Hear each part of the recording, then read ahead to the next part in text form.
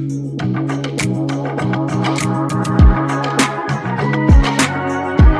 what's up, everyone? Ever wonder how to talk about what's happening, like right now? Well, in this explainer, we're going to master the one English tense that's built for exactly that, the present continuous. Okay, so let's just jump right in. I've got a really simple question for you. What are you doing right this second? No, really, think about it. Chances are your answer was something like, I'm watching this explainer, or I'm learning English. And guess what? Bam! You just used a present continuous without even thinking about it. See? That's that natural. Okay, so you've already got the feel for it. Now let's break down the mechanics. This first part is all about the how, the simple recipe for putting this tense together. So what is this thing, really? Well, you might hear people call it the present progressive. Same thing. But the main idea, the core of it, is just this. It's for actions that are happening right now, and they're not done yet. They're still going on. And building it is super easy. It's basically a three-step recipe. Step 1, you grab your subject. I, you, she, they. Step 2, add the right to-be verb. Am, is, or are. And for the final step, you just tack ing onto your main verb. That's it.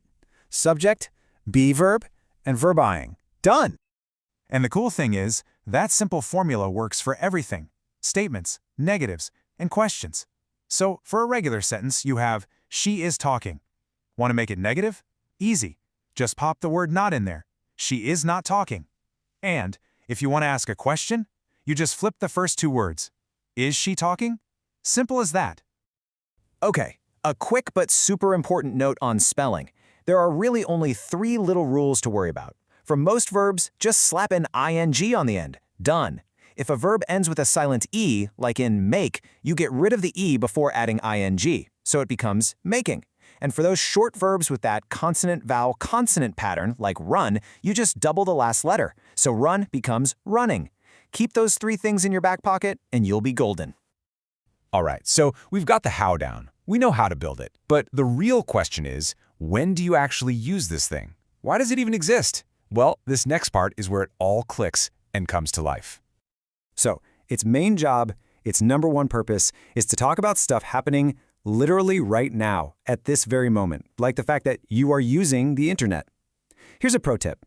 Keep an ear out for signal words like now or at the moment.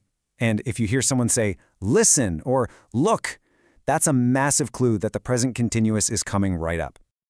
But wait, there's more. This tense is actually way more flexible than you'd think. We also use it for situations that are just temporary. For example, maybe he usually plays drums, but tonight he's playing bass guitar. We also use it to talk about trends, things that are changing over time, like more and more people are becoming vegetarian.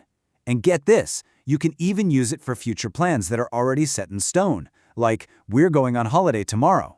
Oh, and here's a fun one. We use it for annoying habits, but you gotta pair it with the word always. Like when you say, you're always complaining. Okay, listen up, because this next part is super important. We're gonna go over the most common mistakes people make so you can totally sidestep them. Think of this as the watch out section. Okay, so look at this sentence. I am liking this pizza. Does that sound completely right to you? I mean, you definitely hear people say it, but grammatically, it's actually a classic mistake. Let's dig into why. The whole reason boils down to this. Some verbs describe states, not actions. We call them state verbs. Think of it this way. You can't do knowing. It's not an action. It's a state you're in. You just know something, right? That's why we say I know the answer, not I am knowing the answer. It just sounds weird. And the same goes for a whole bunch of verbs about emotions, opinions, and senses like, want, see, or believe. And this leads us to what is probably the biggest point of confusion for pretty much everyone. When to use the simple present versus the present continuous. But honestly, the difference is simple.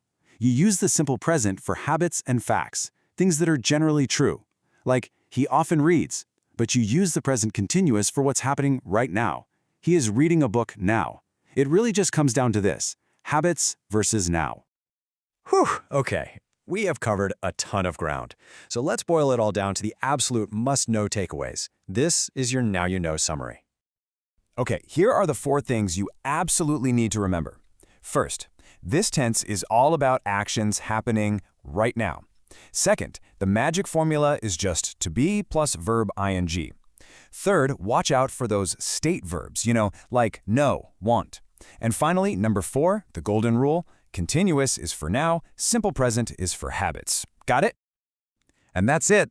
That's your guide to totally mastering the moment with the present continuous. So, I'll leave you with one last question, a little test for you. What are you doing next?